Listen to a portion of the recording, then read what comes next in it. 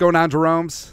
I told you. When did I tell you? I told you. So, to all the haters and the losers, silencio. Silencio, por favor, porque tú es muy gordo y feo y tu mama es muy punta. I don't know, man. But actually, we'll leave your mother out of it. She's perfectly fine. But the Vikings get it done 22-17 over the San Francisco 49ers. Oh, Brock Purdy. Oh, McCaffrey. Oh, by the way, McCaffrey looked pretty damn healthy. I mean, were the Niners playing around with the injury report a little bit? I don't know, man. But this was the best game that Kevin O'Connell, frankly, has coached for the Vikings. This has been the best game that Kirk Cousins ever had in his NFL career. And this was just simply freaking amazing. Like, this was cathartic, and this was the type of game that, frankly, it shouldn't have been this close. I mean, the Vikings' red zone offense certainly let them down, and Greg Joseph let them down as well. But here we are. Here we are, baby. Just feeling absolutely good and ready to rock and roll. I just love this, man. It's fantastic. But your Vikings do move to 3-4 on the season, and the Motor City Kitties, they're shaking in their boots. They lost 38-6 to the Ravens. We coming. That's right, man. So we got some winners and we got some losers from the game. So winner number one, actually, it should be a trident of winners, but didn't have time to change the graphic. But Jordan Addison coming out of nowhere. Well, first round. We said that he had to be the wide receiver one. We said that he had to be that guy with Justin Jefferson out, and he backed it up. 7 for $123, 2 touchdowns on 10 targets. Could have been 3 touchdowns. Also, like he missed the hot shot. Ooh, Trevor Lowe fishing, my boy. That's right. Movie keeps going alive. And also we claim Easy as Asian now. Not just playing. But Addison proved that the Vikings have 2 aces, pocket aces, wide receiver one. That's right, babe. Kirk Cousins, like we said, this is the best game of Kirk Cousins' career. His second best game might have been against the Giants against the wild card round, but whatever. But Kirk, 35 of 45 for 378, 2 touchdowns. The pick really wasn't on him, and a 107.2 quarterback rating. Got it done. Made some absolutely balls. Some huevos, third down throws, moved the chains against the best defense in the NFL at full strength, by the way. They weren't missing anyone. Greenlaw was in there too. And get right in the face, right in the teeth of the best defense in the game. Cam Bynum led the team in tackles with 9. Broke up 2 passes, forced a fumble, 2 interceptions. I think he'll be Defensive Player of the Week. Rightfully so. Get it done, Cam Beasley. Kevin O'Connell. This is the best game that he's ever had. This is honestly the best game that Kevin O'Connell has ever had as coach of the Vikings over these 2 seasons, and it was at the right time, man. Play calling was great.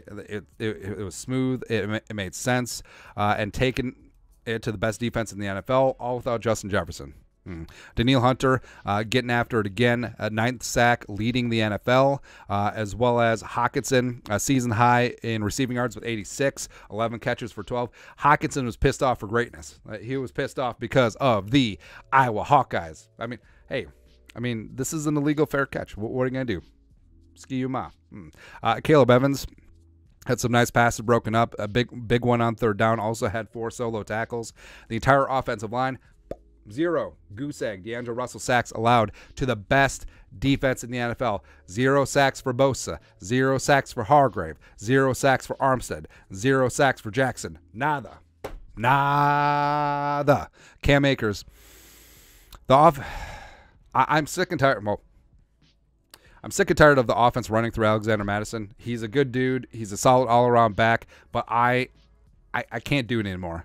I simply can't do it anymore. Cam Akers has better burst. He's a better receiver at this point, so free Cam Akers. Do the damn thing. Harrison Smith made a key PBU, as well as had a couple of great tackles in this game as well.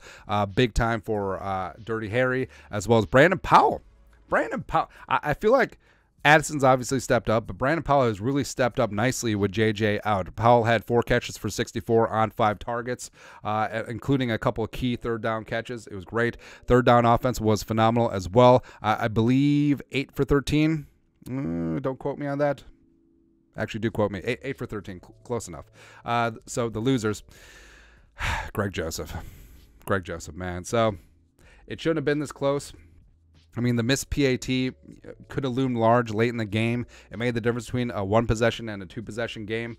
Ryan Hilk, $10 in super chat. Cam making that finish. That's right. That's right. Sorry guys, bros. I'm really behind on the super chats.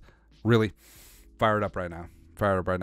Also, missing that 50-yarder. I mean, 50-yarder is not a gimme, and props to him making the 54-yarder, but there was way more drama at the end than it should have been, man. Way more drama at the end than it should have been. Byron Murphy Jr., so penalties, bad angles. I missed a tackle on McCaffrey. Got cooked by Ayak a couple times. It just was not a good game. Madison. So Madison was inefficient running the ball. Again, although he did have that 19-yard burst, but the rest of the way is sort of whatever. And it's not an accident that he got out-carried during the game by Akers. And also, in the red zone was so frustrating. I mean, Madison should have sat down right in the dead spot of that zone, but he overran it, and Kirk threw it behind him. Well, he threw it where Madison should have sat down. Should have been an easy touchdown, and that's what's frustrating about the red zone offense. Play calling speed. Kevin O'Connell's got to find a way to get that in faster. I mean, in the first half, it's like every single play, like the play clock was down to 0 or 1 or 2, and also they had to delay a game. Can't have that. Third down defense. So a little bit rough, 5 for 9. Also, Niners were 1 for 1 on fourth down. And then red zone. I mean, red zone was tough. I mean, well, first off, the Vikings fans have sold their seats to Niners. So I understand that you don't get to pick and choose who buys your tickets if you put them on a third market app through like SeatGeek or Ticketmaster or whatever. But, I mean, the Vikings, U.S. Bank stand for a large part of season tickets. And you would think that those are Vikings fans. But two games in a row now, we've seen the Chiefs take over. We've seen the Niners take over. When on the TV telecast, when you can hear, "Let's go Niners," or when it's loud when the Vikings are on the field, offense is on the field for third down, that's pathetic. No, can't have it, man. A red zone offense, the Vikings were 0 for 2. Set up for field goals, left a lot of meat on that bone. It's just unfortunate, man. Turnovers, well, Vikings won the turnover battle. But, I mean, that first turnover on 4 or 7 opening drives this season. Also, the refs. All right, so calling that KJ OPI late after that sweet double pass to Ty Chandler, as well as so the umpire, number 22, was in full view of Dre Greenlaw putting his knee on Bradbury's chest when Bradbury was down on the ground. Like, he had a full view of it, and nothing. First off, should have been an ejection. At minimum, should have been a penalty. Was neither. But there you go. There you go, man. But overall, statement win. And Vikings are not going to be sellers at the deadline, and we're on to Green Bay, man. That is absolutely what we're doing at this point. So this is a game where the Vikings, like, you knew that they were capable of this. You knew that they were capable of beating the best team in the league. And the Vikings, again, should have beat the Eagles, Super Bowl last year. Should have beat the Chiefs, Super Bowl Championes last year. Now you're beating the Niners. That's right. And now the Vikings set to go on a run. I've told you, the promised land, the land of milk and honey, is weeks 8 through 14 at the Packers. Going to beat them. At the Falcons. Going to punch their face in. Versus the Saints. I'm still mad about stupid-ass Sean Payton and Bountigate. I'm going to take it out on Derek Carr. And then stupid-ass Sean Payton on Sunday night, the game after. Going to beat their ass. Bears on Monday night for now until they flex it. We'll see. And then you got the Raiders. And then you got the Bengals. Bengals are beatable. And then you got 2 out of 3 in division. 2 out of 3 at home to finish out the year. Lions, Packers, and Lions. Oh, my. No problem, man. No problem. Just super fired up. Just super fired up, baby. Again, this was a game that the Vikings are capable of. Glad to see it happen. Now, carry the momentum. The defense is opportunistic. The offense can put up points with anyone. Like Kirk Cousins is playing as well as any quarterback in the league right now. And that's not hyperbole. Kevin O'Connell's getting his ish together. So figure out a couple of these small things, get JJ back fully healthy, and let's go do some damage, man. That's right, baby. But that's it. That's it for winners and losers. That's it for the live stream. You guys are the best. Thank you very much. Keep Skull alive. That's right, baby.